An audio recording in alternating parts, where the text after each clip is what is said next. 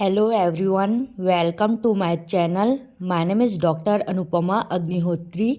आज के इस वीडियो में हम लोग पीडियाट्रिक का न्यू टॉपिक देखने वाले हैं जो है child morbidity and mortality rate. आज के इस वीडियो में हम जानेंगे चाइल्ड मॉर्बिडिटी मतलब जो बच्चों में कितना डिसीज़ कंडीशन रेट हो रहा है, एंड चाइल्ड मॉर्टालिटी मतलब चाइल्ड में उस बीमारी के कारण कितना डेथ रेट हो रहा है, उसके बारे में हम आज के इस वीडियो में जानेंगे। साथ में हम लोग फार्मूला भी जानेंगे, किस फार्मूला से हम लोग child morbidity and mortality rate निकालते हैं। वीडियो स्टार्ट करने से पहले अगर अभी तक आपने मेरे चैनल को सब्सक्राइब नहीं किया है मेरे चैनल को सब्सक्राइब कर ले एंड बेल आइकॉन दबा ले, जिससे जब भी मैं आगे वीडियो डालूँ आपको नोटिफिकेशन मिल जाए। चलिए वीडियो स्टार्ट करते हैं and child morbidity and mortality rate के बारे में जानते हैं।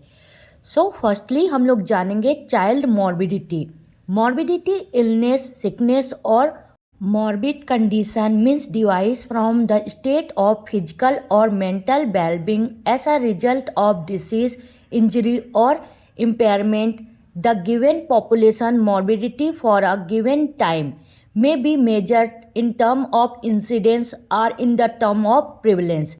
Means child morbidity मतलब होता है कि disease condition, कितने बच्चों को वो डिसीज कंडीशन अफेक्ट हो रहा है उस पर्टिकुलर स्टेट में, किसी भी फिजिकल मेंटल किसी भी के कारण जो भी डिसीज़ कंडीशन से वो पर्सन अफेक्ट हो रहा है वो मॉर्बिडिटी कहलाता है। उसे हम दो तरीके से मेजर कर सकते हैं, इंसिडेंट रेट से और प्रिवलेंस रेट से, जो आगे हम उसका फॉर्मूला देखेंगे कि इंसिडेंट रेट और प्रिवलेंस रेट का फॉर्मूला क्या होता है। मॉर्बिडिटी में क्या करते हैं, जो भी पर्सन्स जो होते हैं वो पर्टिकुलर क्षेत्र के स्टेट का, उनका हम लोग क्या करते हैं मेजरमेंट करते हैं कि कितने लोगों का डिसीज कंडीशन से अफेक्ट हो रहा है, वो हमारा क्या कहलाता है मॉर्बिडिटी रेट। मॉर्बिडिटी रेट में फर्स्टली हम लोग जो देखेंगे इंसिडेंट रेट, जिससे हम लोग मॉर्बिडिटी को मेजर करते हैं। इंसिडेंट रेट का फॉर्मूला होता है total number of new cases of illness during a defined period. जो भी डिफाइंड पीरियड होगा, जैसे हमको किसी एक साल का लेना है पूरा, है ना, मेजर करना है उस पर्टिकुलर स्टेट में। जैसे हम छत्तीसगढ़ में रहते हैं तो छत्तीसगढ़ में पर्टिकुलर एक साल के जो पीरियड है उसमें कितने लोग टोटल अफेक्ट हुए थे उस पर्टिकुलर डिसीज से। Then population expose to risk in the same period, कितने पॉपुलेशन अफेक्ट हुए थे, एक्सपोज हुए थे सेम पीरियड में। जैसे हम पर्टिकुलर पीरियड ले रहे हैं एक साल का, उतने में कितने लोग उस बीमारी के लिए एक्सपोज हुए थे।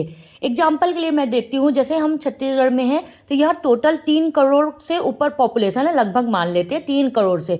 तो कोविड टाइम में समझ लो 2020 का पीरियड लेते हैं तो 2020 में टोटल पॉपुलेशन हमारे यहाँ 3 करोड़ थी। तो 3 करोड़ में टोटल न्यू केसेस उस पर्टिकुलर पीरियड में मतलब 2020 में कितने न्यू केसेस आए थे, तो पॉपुलेशन कितना एक्सपोज हुआ था 3 करोड़। देन उसमें कितने लोग अफेक्ट हुए थे, तो समझ लो 1 लाख लोग, देन इनटू 1000। ये आपका इंसिडेंट रेट का फॉर्मूला कहलाता है। Hope you are all understand कि इंसिडेंट रेट क्या होता है। सबसे पहले हम टोटल पॉपुलेशन जो एक्सपोज हो रहा है उस पर्टिकुलर पीरियड में, जैसे मैंने बताया 2020 का हम पीरियड ले रहे हैं एक साल का, उसमें टोटल पॉपुलेशन एक्सपोज हुई थी 3 करोड़ लोग। देन उसमें कितने लोग उस बीमारी के रिस्क चपेट में आए थे, न्यू केसेस आए थे, तो समझ लो 1 लाख लोग, देन इनटू 1000। तो इस प्रकार से हम लोग इंसिडेंट रेट निकालते हैं। ये इंसिडेंट रेट का फॉर्मूला था। देन अब नेक्स्ट हम लोग जो फॉर्मूला देखेंगे वो है प्रिवलेंस रेट का। Prevalence indicate how common is an event in a population. It is used to measure the frequency of an illness in existing during a defined period. New and old cases during the same. Means prevalence rate में हम देखते हैं कि इतने new cases cause हुए हैं, वो हम लोग प्रिवलेंस रेट में देखते हैं। तो हम लोग उसका फॉर्मूला देखते हैं प्रिवलेंस रेट का क्या होता है। Prevalence rate total number of new cases of disease present in the population at a specific period of time, then number of person at a risk of having the disease at the specific period of time। Means क्या बोला गया है, सबसे पहले हम ये देखेंगे कि उस स्पेसिफिक पीरियड ऑफ टाइम में जो भी हम एक पीरियड लिए होंगे टाइम का, 1 साल का, 1 महीने का, उसमें कितने टोटल पॉपुलेशन या पर्सन रिस्क में है, देन कितने नंबर ऑफ न्यू केसेस उस डिसीज जो भी बीमारी होगी उसके चपेट में है, कितने पॉपुलेशन उस सेम पीरियड में। सो ये क्या कहलाता है, आपका प्रिवलेंस रेट कहलाता है। साथ में इंटू 1000 करते हैं। तो ये प्रिवलेंस रेट का फॉर्मूला है। इसमें हम लोगों ने क्या देखा, सबसे पहले जो भी स्पेसिफिक पीरियड ऑफ टाइम है उसमें टोटल कितने पॉपुलेशन रिस्क में थे, देन कितने number of population new cases आए थे उस पर्टिकुलर पीरियड ऑफ टाइम में, इंटू 1000। ये आपका प्रिवलेंस रेट का फॉर्मूला है। Next, the morbidity rate are higher than the mortality rate for children in each group. Respiratory illness are the chief cause of acute illness among children. So childrens में morbidity rate ज़्यादा देखने को मिलती है as compare to mortality rate, क्योंकि बच्चों में ज़्यादातर रेस्पिरेटरी इलनेस या रेस्पिरेटरी प्रॉब्लम ज़्यादा देखने को मिलती है, क्योंकि उनका लंग्स जो होता है वो उतना मैच्योर नहीं हुआ रहता, के कारण उनको रेस्पिरेटरी प्रॉब्लम या रेस्पिरेटरी इलनेस जल्दी अफेक्ट करती है। इसलिए मॉर्बिडिटी रेट ज़्यादा देखने को मिलता है बच्चों में as compare to mortality rate. Next है रीजन फॉर मॉर्बिडिटी। क्या रीजन होता है मॉर्बिडिटी का, मतलब बच्चे जो होते हैं किस कारण से बीमार होते हैं, किस कारण से ज़्यादा हम बीमार देखते हैं बच्चों को। तो फर्स्ट वन है रेस्पिरेटरी कंडीशन। बच्चों में जैसा मैंने बताया उनका लंग्स उतना मैच्योर नहीं हुआ रहता, सो जो रेस्पिरेटरी प्रॉब्लम होती है और ज़्यादा जल्दी से बच्चों को अफेक्ट करती है। जैसे अपर रेस्पिरेटरी ट्रैक्ट इन्फेक्शन हो जाता है, एक्यूट रेस्पिरेटरी इन्फेक्शन हो जाता है, वो हम ज़्यादातर बच्चों को देखते हैं। देन सेकेंड होता है पेरीनेटल कंडीशन। पेरीनेटल कंडीशन मतलब जब बच्चे मदर के टमी में होते हैं उस दौरान जो बच्चों में बीमारियां होती है वो पेरीनेटल डिसीज कहलाता है। तो मदर को अगर कुछ इन्फेक्शन हुआ वो बच्चों को अफेक्ट करता है, तो वह पेरीनेटल कंडीशन भी बच्चों में देखने को मिलता है। Then digestive disorder. Digestive disorder भी बच्चों में बहुत देखने को मिलता है। जैसे अगर बच्चे जो होते हैं वो मदर के मिल्क के अलावा, ब्रेस्ट फीडिंग के अलावा अदर मिल्क, काऊ का मिल्क हो गया या पाउडर मिल्क हो गया, आर्टिफिशियल फीडिंग हो गया, वो लेते हैं तो अच्छे से डाइजेस्ट नहीं कर पाते, क्योंकि वो बहुत थिक होता है और इजीली डाइजेस्ट नहीं हो पाता। जबकि ब्रेस्ट फीडिंग जो होता है वो हल्का होता है और इजीली डाइजेस्ट हो जाता है। तो अगर हम बच्चों में कुछ अदर मिल्क देते हैं, आर्टिफिशियल फीडिंग देते हैं, काऊ मिल्क देते हैं, पाउडर मिल्क देते हैं, तो बच्चों को इजीली डाइजेस्ट नहीं कर पाता है और वो डाइजेस्टिव डिसऑर्डर हो जाता है बच्चों में। सो ये भी एक रीजन होता है। Then disease of nervous system. हम लोगों ने देखा है बच्चों में जब बच्चों का बर्थ होता है उस समय कन्वल्सन बहुत आता है, फिट्स आते हैं, झटके आते हैं। सो ये भी एक मॉर्बिडिटी देखा गया है बच्चों में ज़्यादातर होता है। नेक्स्ट है इंजरी और पॉइजन। ये वाला वीडियो मैंने अलग से भी अपने चैनल पे डाला हुआ है, एक्सीडेंट एंड इट्स प्रिवेंशन। क्या क्या कारण होते हैं जिससे बच्चों को एक्सीडेंट होता है, स्पेशली जो न्यू बॉर्न बेबी या इन्फेंट बेबी, टॉडलर बेबी होते हैं, उसमें किस किस कारण से एक्सीडेंट होता है। सो बच्चों में ज़्यादातर इंजरी और पॉइजन की कंडीशन भी देखा गया है। ये भी एक इम्पॉर्टेंट रीजन होता है बच्चों में मॉर्बिडिटी का। सो ये सब रीजन थे जिसके कारण बच्चे अफेक्ट होते हैं, उनमें बीमार होते हैं, डिसीज कंडीशन देखा गया है। तो फर्स्ट रीजन होता है रेस्पिरेटरी कंडीशन, जो ज़्यादातर बच्चे अफेक्ट होते हैं। सेकेंड वन होता है पेरीनेटल कंडीशन के कारण भी मॉर्बिडिटी रेट होता है। देन डाइजेस्टिव डिसऑर्डर के कारण होता है बहुत ज़्यादा morbidity rate. Then disease of nervous system and injury और पॉइजन भी वन ऑफ द कारण होता है मॉर्बिडिटी का। सो ये सब रीजन थे। मॉर्बिडिटी मतलब डिसीज कंडीशन क्यों होता है, सो ये सब कारण से डिसीज कंडीशन हो सकता है। नेक्स्ट अब हम देखने वाले हैं मोर्टालिटी रेट। द रिस्क और during on the first day of life is many thousand time greater than the risk of dying on the any day during the school year.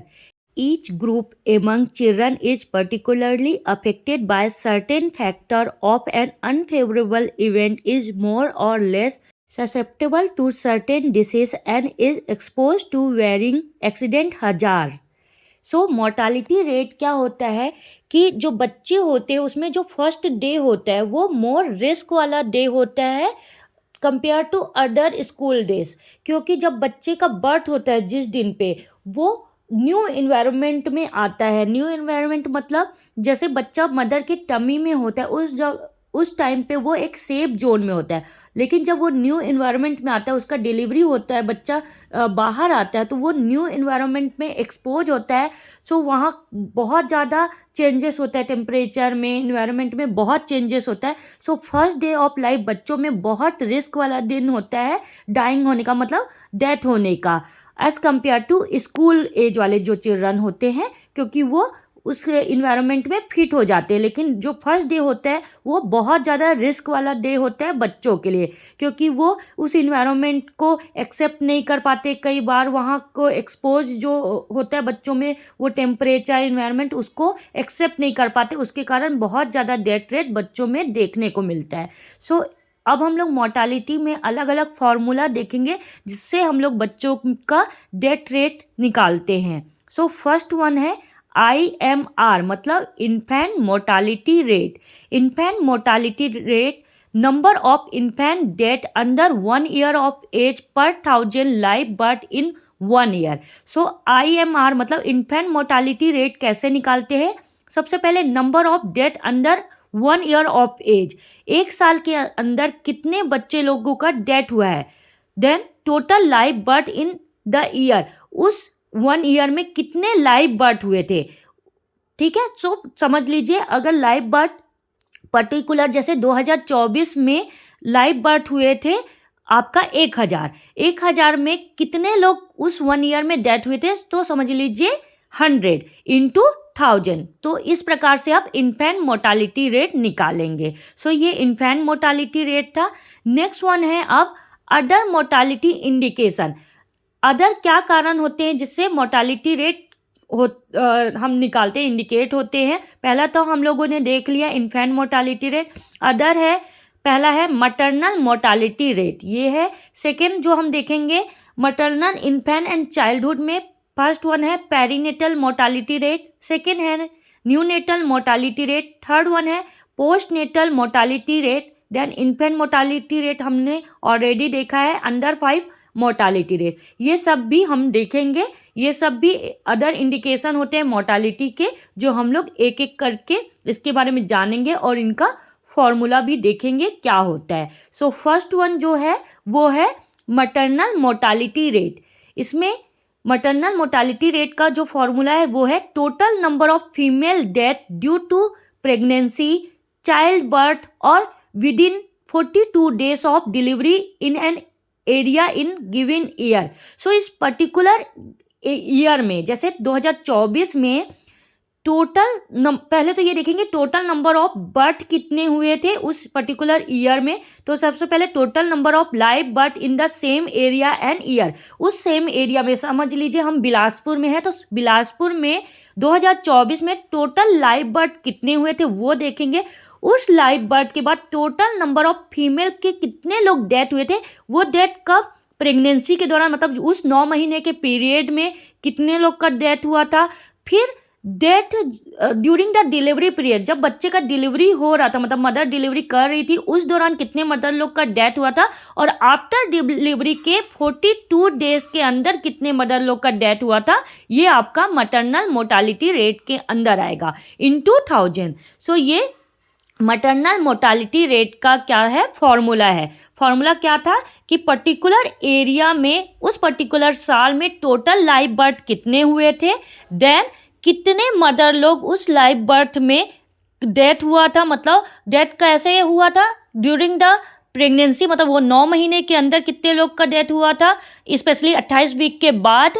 Then during the delivery time कितने mother लोग का death हुआ था, और delivery के बाद 42 days के अंदर कितने मदर लोग का डेथ हुआ था इनटू 1000। ये आपका मैटरनल MMR मतलब मैटरनल मोर्टालिटी रेट कहलाता है, इसका फॉर्मूला है। सेकेंड जो हम देखने वाले हैं ये है mortality in infant and childhood. अब हम लोग अदर फॉर्मूला किसका किसका देखने वाले हैं, perinatal mortality rate, neonatal mortality rate, postnatal neonatal mortality rate, infant mortality rate जिसको हम ऑलरेडी देख चुके हैं, एंड अंडर 5 मोर्टालिटी रेट। ये सभी का हम फॉर्मूला देखेंगे। सो फर्स्ट वन है पेरीनेटल मोर्टालिटी रेट, नाम से ही समझ में आ रहा है पेरीनेटल मोर्टालिटी रेट। पेरीनेटल मतलब जब बेबी है मदर के टमी के अंदर, उस दौरान जब जो फीटस रहता है वो डेथ होता है, उसको पेरीनेटल मोर्टालिटी रेट बोलते हैं।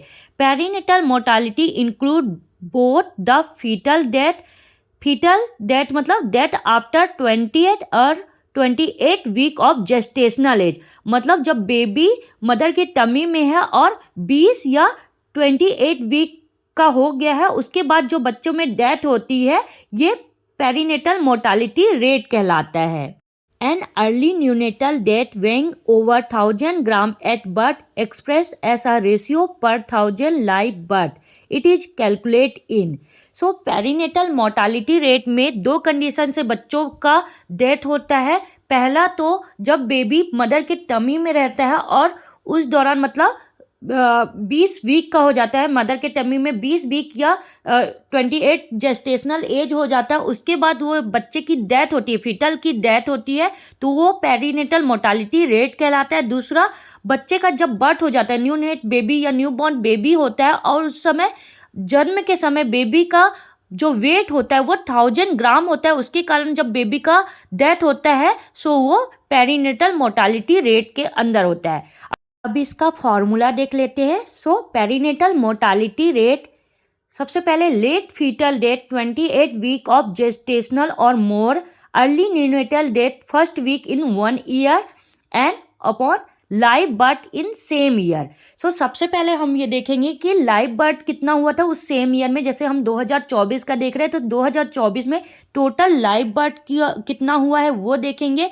और फिर देखेंगे कि जो फीटल डेथ हुआ था मतलब जो बच्चा है मदर के टमी में, उसमें 28 वीक के जेस्टेशनल एज या उसके बाद कितने बच्चों का डेथ हुआ है, और जब बच्चे का बर्थ हो गया, न्यूबॉर्न या न्यूनेटल बेबी है, सो फर्स्ट वीक के अंदर, उस 1 ईयर के फर्स्ट वीक के अंदर कितने बच्चे लोगों का डेथ हुआ है, वो आपका पेरीनेटल मोर्टालिटी रेट में आता है इनटू 1000। सो ये पेरीनेटल मोर्टालिटी रेट का फॉर्मूला था। पेरीनेटल मोर्टालिटी रेट का फॉर्मूला क्या है कि टोटल सेम ईयर में लाइव बर्थ कितने हुए हैं, देन 28 वीक ऑफ जेस्टेशनल है, इसके बाद कितने बच्चे लोग का डेथ हुआ है, फीटल डेथ हुआ है, एंड आफ्टर बर्थ में 1 वीक के अंदर न्यूबॉर्न या न्यूनेट बेबी में कितने लोग का डेथ हुआ है इनटू 1000। ये आपका पेरीनेटल मोर्टालिटी रेट का फॉर्मूला कहलाता है। सेकेंड वन है न्यूनेटल मोर्टालिटी रेट, जिसको हम लोग NMR बोलते हैं।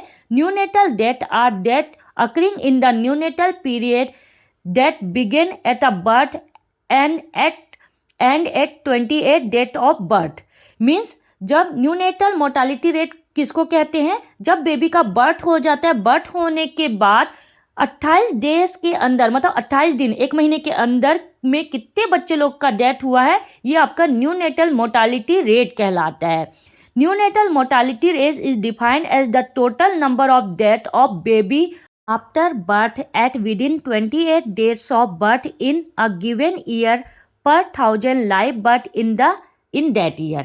So न्यूनेटल मोर्टालिटी रेट में क्या होता है कि टोटल लाइव बर्थ कितने हुए थे उस पर्टिकुलर ईयर में, देन उसमें से 28 दिन के अंदर मतलब 1 महीने के अंदर कितने बच्चे लोगों का डेथ हुआ था उस लाइव बर्थ में, वो हम लोग न्यूनेटल मोर्टालिटी रेट के अंदर देखते हैं। सो जो न्यूनेटल मोर्टालिटी रेट होता है उसमें हम लोगों ने देखा टोटल लाइव बर्थ उस पर्टिकुलर ईयर में कितने हुए थे और उसके 28 दिन के अंदर कितने लोग का डेथ हुआ।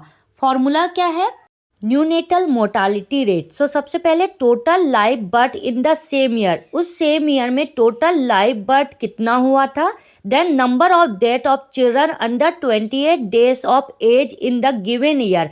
फिर उस ईयर में जो भी ईयर का हम टाइम ले रहे हैं उसमें 28 डेज के अंदर कितने बच्चे लोगों का डेथ हुआ था, मतलब जब बच्चों का बर्थ होता है उसके 28 दिन के अंदर कितने लोग का डेथ हुआ था इनटू 1000। ये आपका न्यूनेटल मोर्टालिटी रेट का फॉर्मूला है।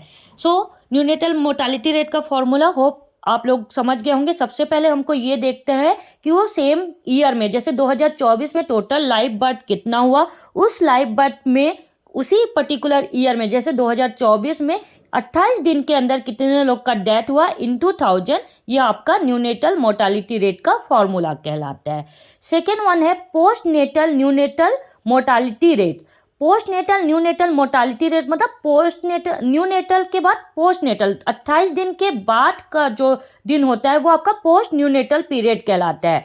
सो उसका हम फॉर्मूला देखते हैं। Postnatal neonatal death are death occurring from 28 days of life to under 1 year.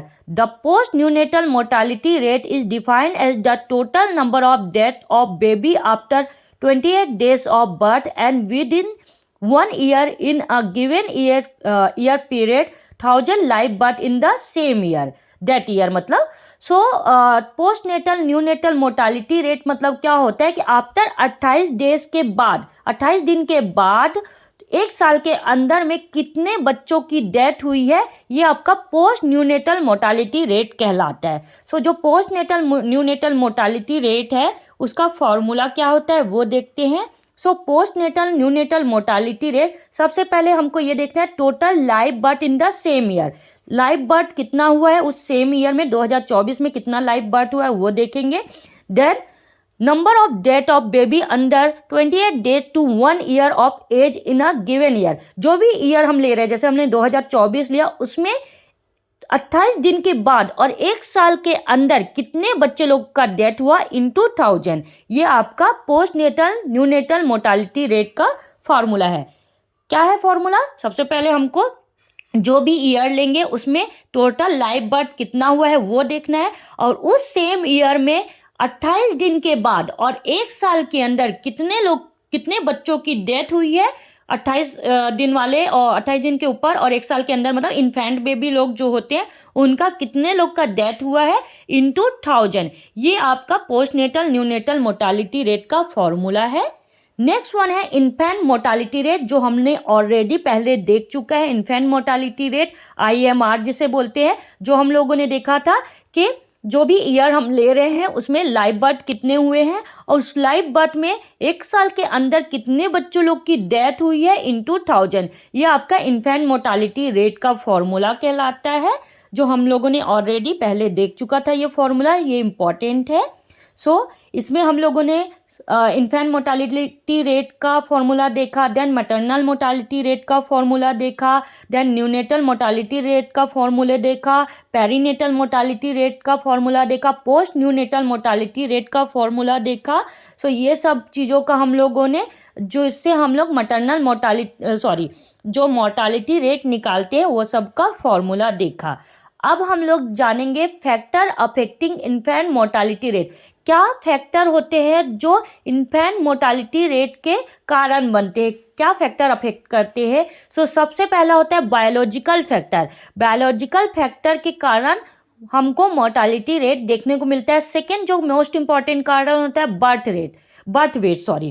Wait मतलब अगर कोई बेबी का नॉर्मल बर्थ वेट हमको पता है 2.5 kg या 2500 ग्राम बोलते हैं जिसे हम लोग, तो अगर कोई नॉर्मल बर्थ वेट होता है 2.5 से 3.5 kg, अगर किसी बच्चे का बर्थ वेट 2000 ग्राम से कम, मतलब जैसे 1000 ग्राम 1.5 kg ऐसा कुछ होता है, तो वो ग्रेटर रिस्क होता है मोर्टालिटी का। या कोई पोस्ट जो वेट हो जाता है बेबी का, जैसे 4 ग्राम से ऊपर 5 ग्राम हो गया, ओवर वेट हो गया, तो वो भी एक कारण होता है मोर्टालिटी रेट का। सेकेंड वन है age of mother. Age of mother मतलब अगर किसी मदर का एज जो है बहुत ज़्यादा कम है, जैसे 14 साल 15 साल 16 साल की, या कोई मदर का एज है 40 45 50 अबव, तो ये भी एक ग्रेटर रिस्क होता है मोर्टालिटी रेट का बच्चों में।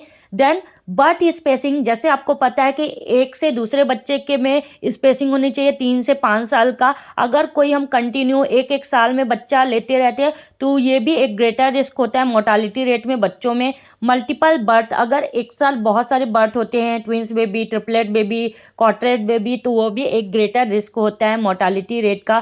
फैमिली साइज, अगर आपका एक घर में जैसे फैमिली साइज बच्चे 5-6 होते हैं, वो भी आप बच्चों को अच्छे से न्यूट्रिशन नहीं प्रोवाइड कर सकते, डाइट नहीं दे पाते हैं, तो वो भी बच्चों में मोर्टालिटी रेट का कारण बनता है। इसलिए हमेशा 2 बच्चों से ऊपर नहीं ये करना चाहिए, तो फैमिली प्लानिंग ज़रूर करनी चाहिए।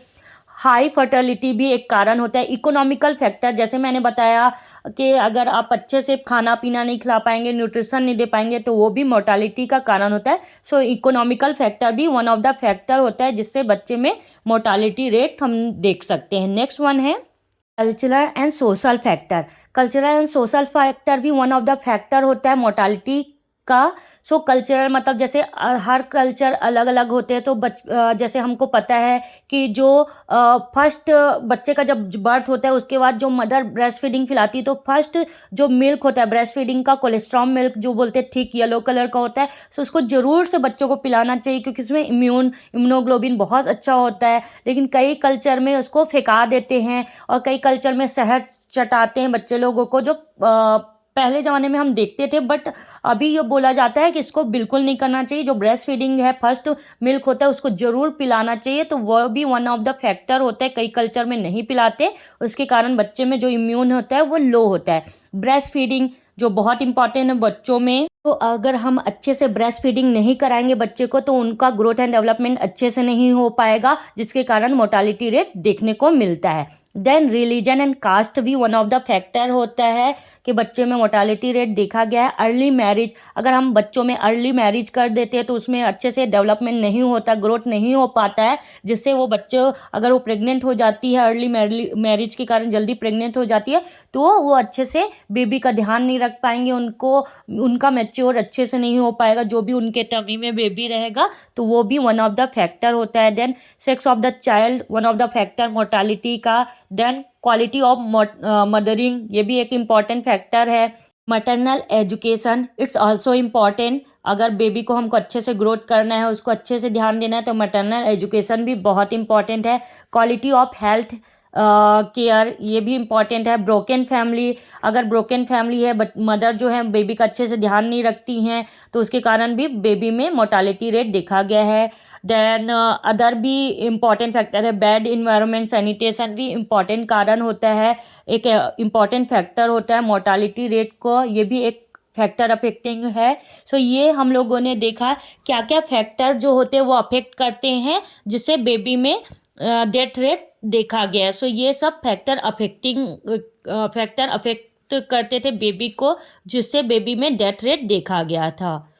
सो इस वीडियो में हम लोगों ने देखा child mortality and morbidity rate, मतलब किस कारण से बच्चों में डिसीज़ कंडीशन होते हैं, उसके क्या फॉर्मूला थे वो देखा हम लोगों ने। देन ये देखा कि चाइल्ड का जो डेथ रेट होता है वो कैसा होता है, क्या क्या फैक्टर से डेथ होते हैं, देन उनमें क्या क्या फॉर्मूला होते हैं, वो सब हम लोगों ने देखा।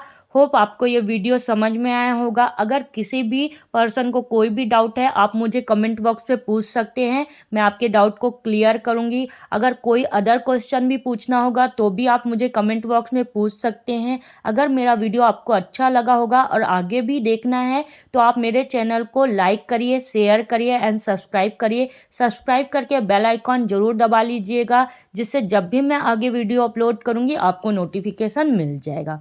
वीडियो देखने के लिए थैंक यू सो मच।